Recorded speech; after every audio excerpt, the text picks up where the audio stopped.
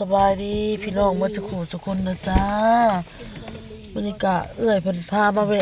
วะยังก็เอื้อยฮะเขาสกันเขาสกัน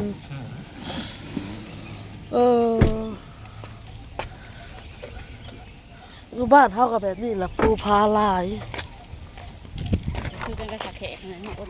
แบบทำแอนอย่างประมาณนี้ก่อนสิฮอดอันป่อนอันเฮาเฮ็ดงานเฮ็ดหยังหั้นนะพี่น้องเอื้อยเพิ่นก็พาแวะหันแวะนี่พี่น้องขอบมุกขอบใจอันบ่ไปขึ้นปานใดทางอันพี่อ้ายเพิ่นกับเอื้อยเพิ่นหลายๆพี่น้องมาส่งพี่น้องที่พามาส่งมาอย่างโนอ้นกันสมมุติว่าเฮาขี่รถตู้มารถทัวร์มานะมาฮอดว่าเอาผู้เดียวจะเสร็จจังไดเนาะ เมืองก็บ่ได้แล้วมันเมื่อก็บ่ได้แล้วพี่น้องบาดนี้ เงินบ่เบิด เนาะไอ้เพชรอันคันว่าซุ่มเอื้อยซุ่มอ้ายบ่มาส่งนี่นะขี่รถทัวร์มานะแล้วเว้าเอาผู้เดียวนี่จักสิว่าได้เนาะ จักสิพากันเมืองแนวใดสิเฮ็ดแนวใดบัดนี้ เงินก็เบิดเฮาก็ทีมกันบ่ได้เฮาก็ไปนํกันนะแล้วมันก็โทรบ่ให้ขึ้นมาครับมันก็บ่มีเงินงั้นก็ยังไงขึ้นเดียวโอเคสวัสดีพี่น้องเอาวันนี้ค่อยพาน้องมาอยู่ไสฮู้จักไปนี่อยู่ไสเอาอยู่เขาจะกันเด้อพี่น้องเด้อถ่ายดูหมานี่คือหลายเห็นนั่นแหละนี่มันสิย่างขึ้นเทิงอยู่บ่เพิ่งใส่พาน้องไปไหนมาก็ต้องไปแล้วเนาะมนฟ้าค้าปั้นนี่ได้อย่าเฮ็ดได้สิไปเฮ็ดแต่วันอ่อนน้อยอายันตกป่วยยัง โอ้นเคยได้กับเฮานี่เอาจังซี่ซะแนมปีนผากระต่ายโอ้นกระมนเฮาจนกอดบันไดขึ้นเลยกอดบันไดขึ้น พี่น้องไปเบิ่งทั้งหน้า ย่างขึ้นบ่ไหว้กอดขึ้นเลยเฮาน่ะเจ้าข่อยนะข่อยจะขึ้นทับข่อยจะเข้าไปอยู่ในทับขึ้นบ่ล่ะมีเฮียนอยู่บ่อยากอยู่ทับถ้าบ่ไปก็ไปนะเฮามันบ่ได้มีหยังแม่ของขายเดี๋ยวไปไทยทั้งหน้าเพิ่นเบิ่งแหน่เห็นว่ามาฮอด เจ้าที่อ้อมมาหาเพิ่นยังทำความสะอาดอยู่ย่างน้อยก็ไปเบิ่งทั้งหน้าไป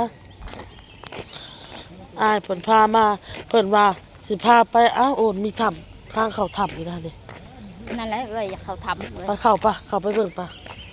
เขาเสียงเข้าซะบ่จังหวะเขาอยู่บ้านเฮาเข้าถ้ำได้เสียเงินได้แต่ว่าอยู่พี่บ่ฮู้บ่เสียดอกอยู่ทางไทยนะลาวเฮามันยังก็คิดเงินเบิดเก็บเงินเนาะเขาไปไหว้วัดก็ยังเก็บเงิน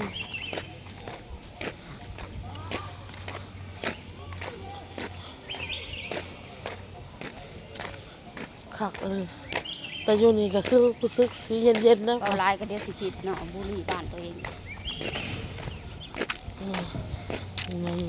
ป้าก็ท่านแงนเบิ่งทั้งๆในคือมันสิไอ้นั้นมันอยากวินหัวเนาะเขาแงนอยากวินแม่นน่ะก็ขอบมุกขอบใจไอ้เผ็ดกับมนหลายๆโอ้ยเขาบ่ได้เอื้อยกับอ้ายมาส่งพี่น้องเลยไปกราบพระได้เป็นพระทางในเนาะเนาะขอพรจะไปขอพรกราบพระก่อนอะไรเขาก็เป็นไรเขาบ่ล่ะ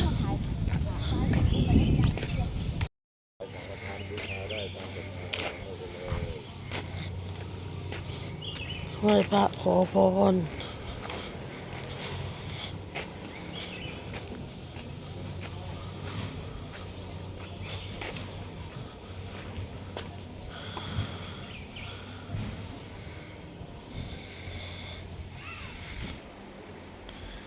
ไหว้พระขอพร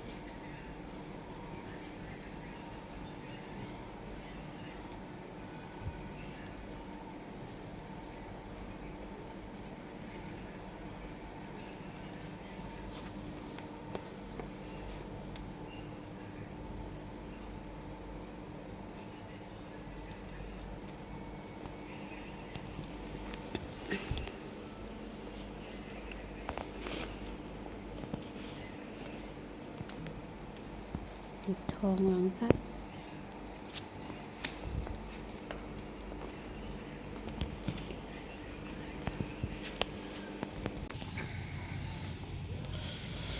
ไปมัน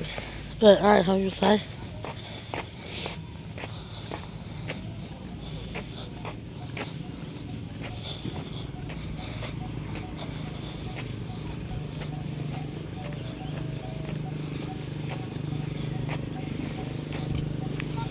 มีทางขึ้นอีกบ่เนี่ยโอน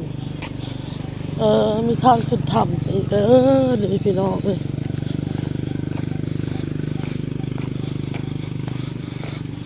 มันยังเศร้าอยู่มันยังพันเลยมันทันได้มีคนอีกอย่างหลายนะพี่น้องมันยังทำความสะอาดอนามัย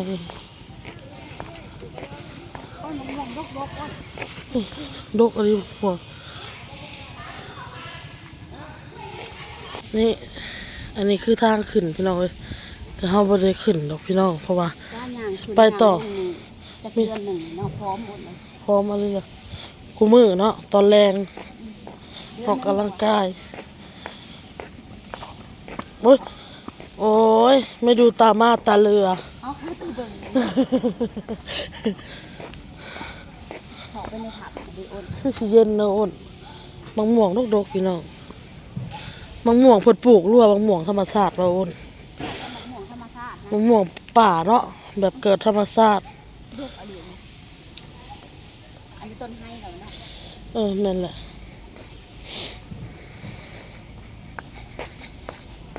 ไปพี่น้องเอ้ยมีหยังพี่น้องเอ้ยอ้ายเพิ่นพามาแวะกราบพระขอพรเนาะอ้นทำบุญเล็กๆน้อยๆ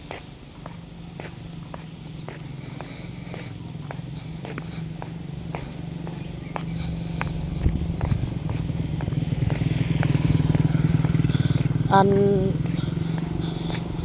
โอ้ยถอยรถมาเอาอีกพี่โอน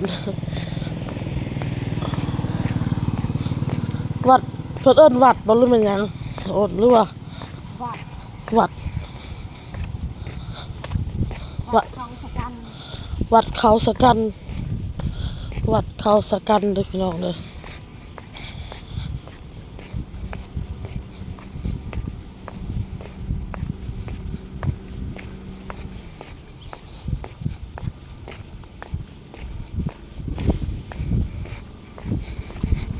โอเคพี่น้อง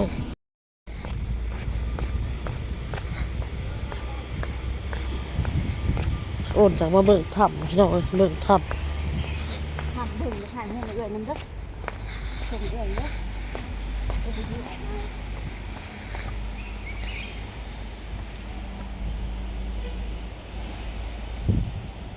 ำคือบ่เห็นลิงเนาะคือบ่เห็นลิง